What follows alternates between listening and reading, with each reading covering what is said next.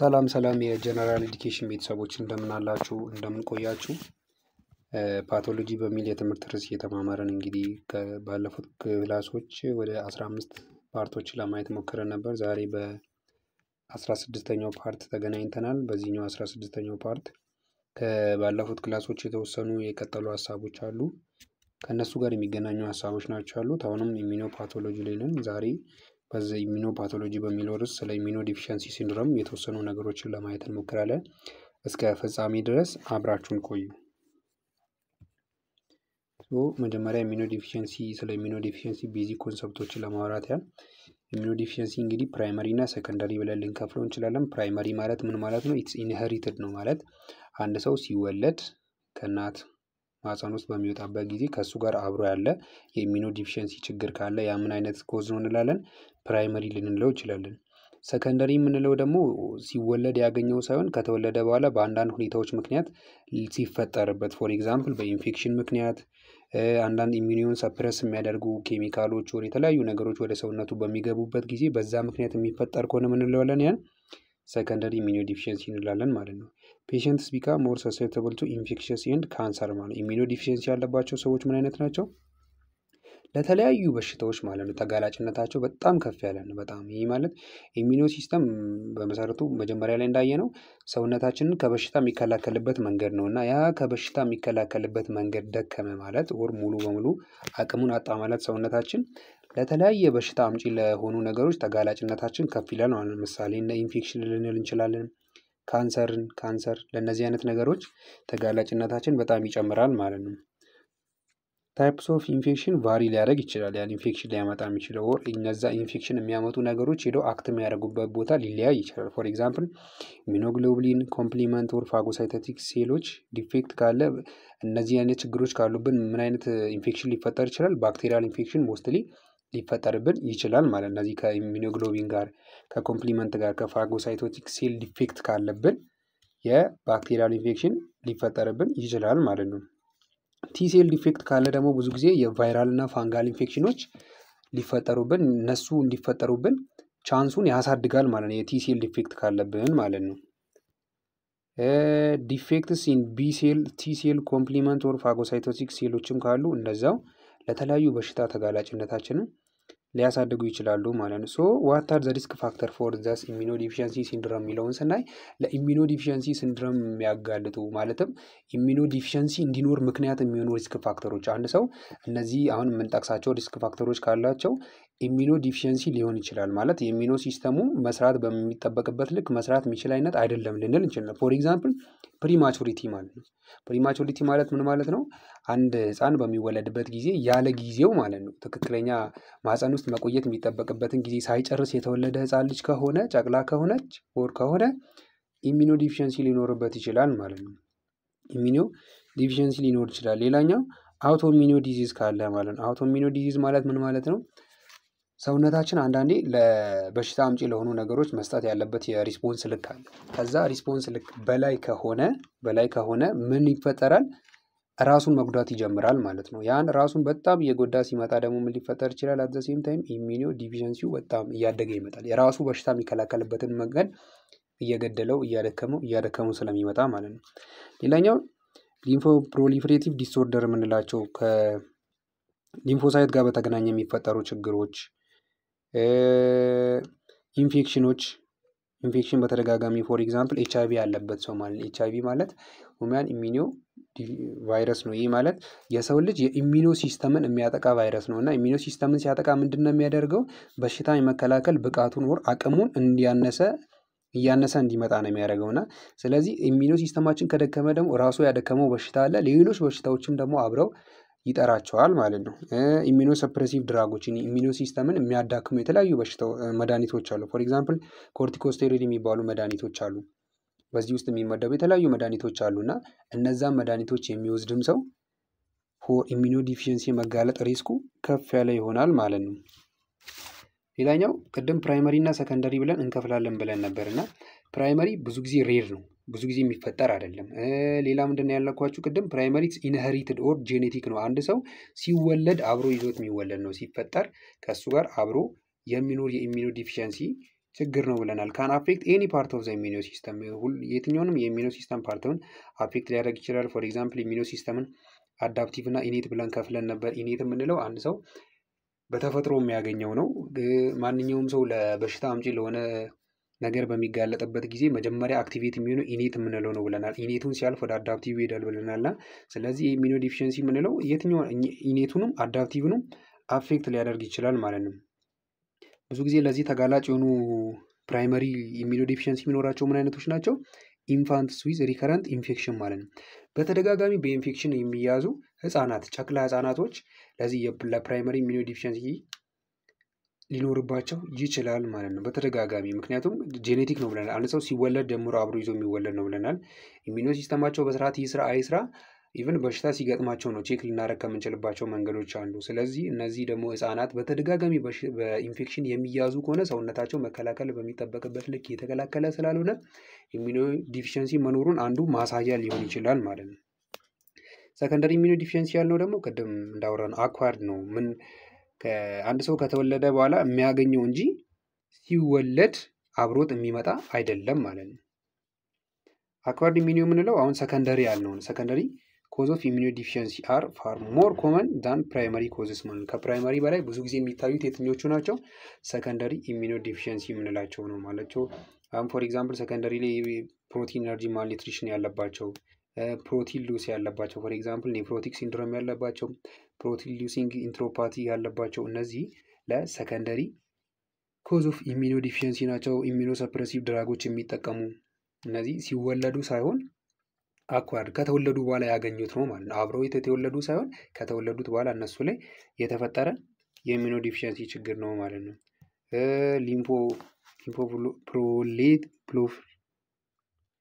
ሊምፎ ፕሮሌቲቭ ዲስኦርደር የምንላቸው፣ ላትሮጂኒክ ፎርም ኦፍ ሰከንደሪ ኢሚኖ ዲፊሽንሲ፣ ኢንፌክሽን እነዚህ ለሰከንደሪ አንድ ሰው ኢሚኖ ዲፊሽንሲ መድከሙን አውቀው መጥተው ሞር ደግሞ የሚያዳክሙ በሽታዎች ናቸው ማለት ነው። ፎር ኤግዛምፕል እዚህ ጋር ከኢንፌክሽን ሳይቶሜጋሎ ቫይረስ የምንለው አለ፣ ሚዝልስ፣ ሩቤላ፣ ኢንፌክሽስ ሞኖኒክሎስ፣ ቫይራል ሄፓታይተስ እና ኤችአይቪ ምናምን አንድ ሰው ኢንፌክሽን በተለያየ በሽታ ሰውነቱ በሽታ የመከላከል አቅሙ ሲደክም መጥተው ይባስ የሚያዳክሙ ናቸው ማለት ነው።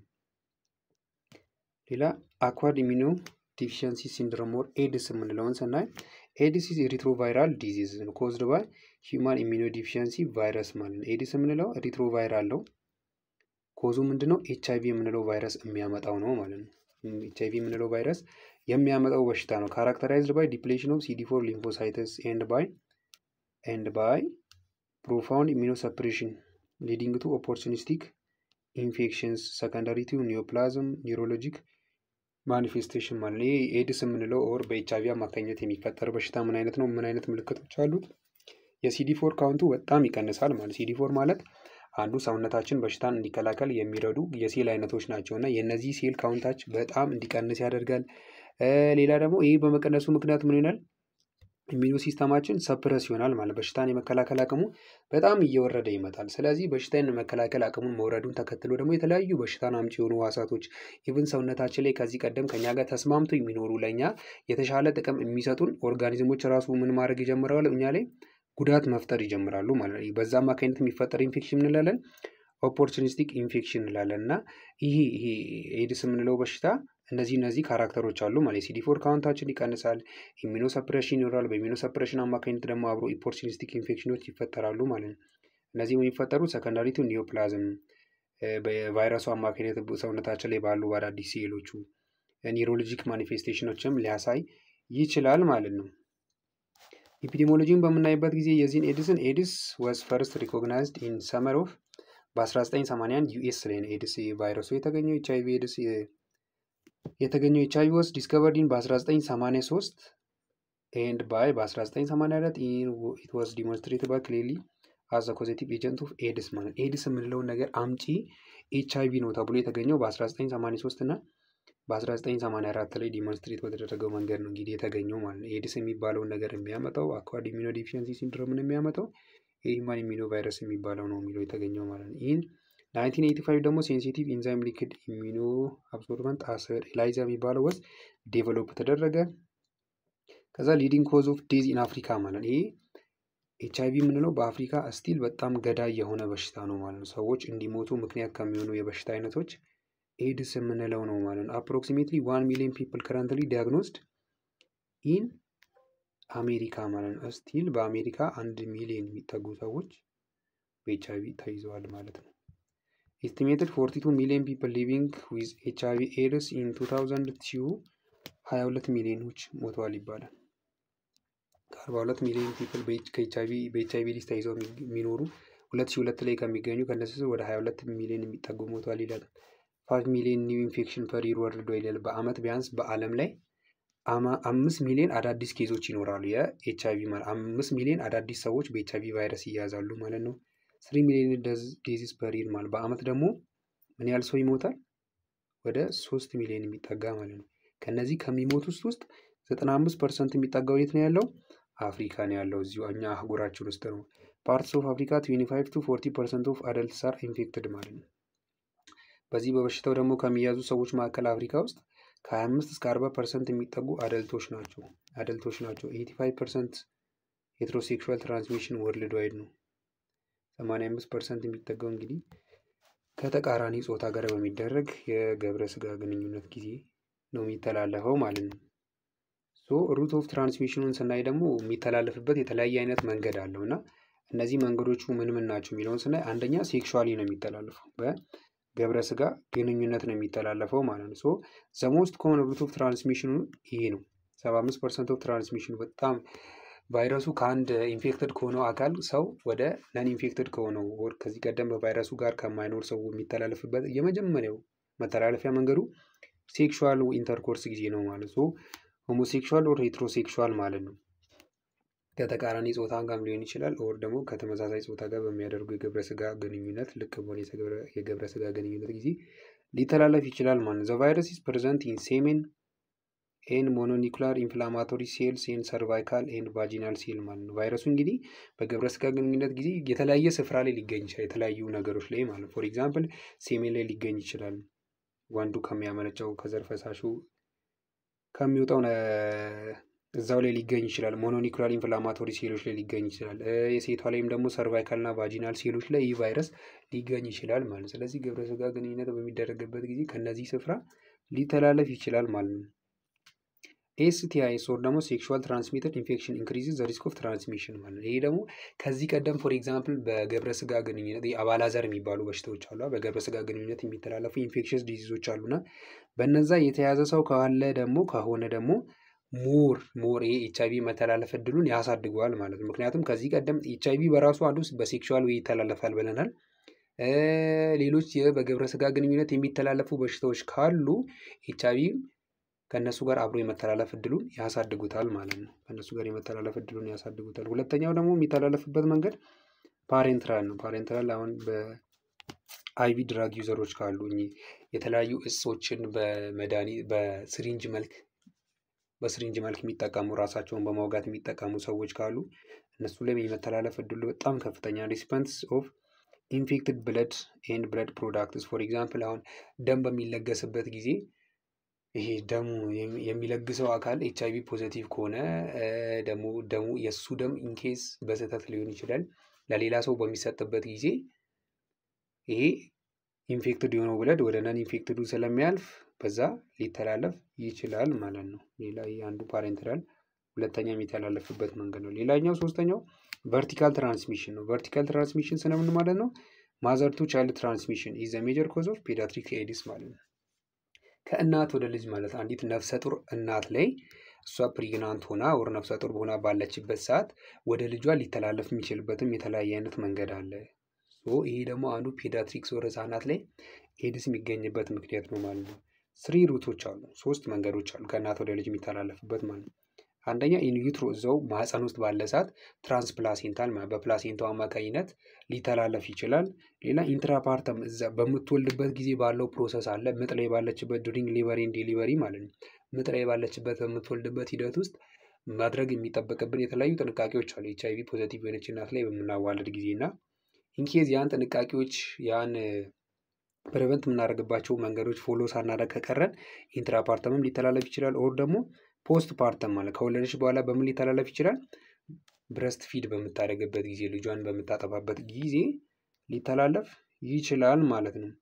አራተኛው ደግሞ ምንድነው? የተለያዩ መንገዶች አሉ፣ ሌሎች ሜተዶች ማለት ነው። አክሲደንታል ኤክስፖዠር ቱ ኢንፌክትድ ኒድልስ ኤንድ ቦዲ ፍሉይድስ አሚኖቲክ ፍሉድ ምናምን ነገር እነዚህ ድንገት ሳናስበው ለተለያዩ ከኤች አይቪ ፖዚቲቭ ከሆነ ሰው በሚወጡ ሴሚኖች፣ ወር ፍሉዶች፣ ብለዶች ኤክስፖዝድ የምንደረግ ከሆነ የምንነካካ ከሆነ ሊፈጠር ይችላል። ፎር ኤግዛምፕል ኢንፌክትድ የሆነ ኒድል፣ ይሄ ሞስት ኦፍ ዘ ታይም እንደውም ሊሆን ይችላል የጤና ባለሙያዎች የሆነ ኒድል ስቲክ ኢንጁሪ የሚባል አለ ማለት እንደዚህ ለሌላ ሰው ለመስጠት ያዘጋጁትን መርፌ ሊሆን ይችላል። ኦር መርፌ ከወጉ በኋላ ያስቀመጡትን ኢንኬዝ በሚወድቅበት ጊዜ በሆነ አደጋ ምክንያት ራሳቸውን ከወጉ ሊተላለፍባቸው ይችላል ማለት ነው። ሪስክ ኦፍ ኮንትራክቲንግ ኢንፌክሽን አፍተር ኤክስፖዠር ቱ ቦዲ ፍሉይድ ዲዚዝ ዲፔንድ ለሌላ ሰው የማስተላለፍ እድላቸው ከምን ላይ ዲፔንድ ይሆንና አንደኛ ቫይራል ሎድ ሰውነታቸው ላይ ምን ያህል ቫይረሱ በምን ያህል መጠን አለ የሚለው ነው። መጠኑ በጣም ከፍተኛ ከሆነ የማስተላለፍ እድላቸውን በዛውን ያህል በጣም ከፍተኛ ይሆናል ማለት ነው። ኢንተግሪቲ ኦፍ ኤክስፖዝድ ሳይቶች ለዛ በቫይረሱ ጋር በብለድ ፕሮዳክት ወር በፍሉዱ ጋር ንክኪ በምናደርግበት ጊዜ የነካን የሰውነታችን ፓርት ላይ ፎር ኤግዛምፕል ቁስል ያለበት ፓርት ከሆነ በበሽታው የመያዝ እድላችን በዛው ልክ ይጨምራል ማለት ነው። ደግሞ በዛው ልክ ስኪን ኢንቴግሪታችን ፎር ኤግዛምፕል በጣም ጤነኛ የሆነ ፓርት ላይ ከነካ ማለት ቁስል የሌለበት ፓርት ላይ የነካ ከሆነ የመጋለጥ እድላችን በዛው ልክ የቀነሰ ሊሆን ይችላል። ሌላ ደግሞ ታይፕ ኦፍ ቦዲ ፍሉድስ የተነካካንበትም የኢንፌክትድ የሆነው ፍሉድ አይነትም ሊወስን ይችላል ማለት ፎር ኤግዛምፕል በብለድ ከተነካካን በጣም ሊጨምር ይችላል ማለት ነው። ቮሊዩም ኦፍ ቦዲ ፍሉድስ ሌላ ደግሞ እኛን የነካንም የፍሉዱ መጠን ወደኛ ይተላለፋል ወር አይተላለፍም የሚለውን ይወስናል ማለት ነው። እንግዲህ ስለተከታተላችሁን እጅግ አድርገን እናመሰግናለን። በቀጣይ ፓርት እንገናኛለን። በቀጣይ ፓርት እስክንገናኝ ሰብስክራይብ እንድታደርጉን፣ ላይክ፣ ሼር እንድታደርጉን እንዲሁም ሀሳብ አስተያየት ካላችሁ በኮሜንት ሴክሽን እንድታስቀምጡልን በፍቅር እንጠይቃለን። ደህና ሁኑልን።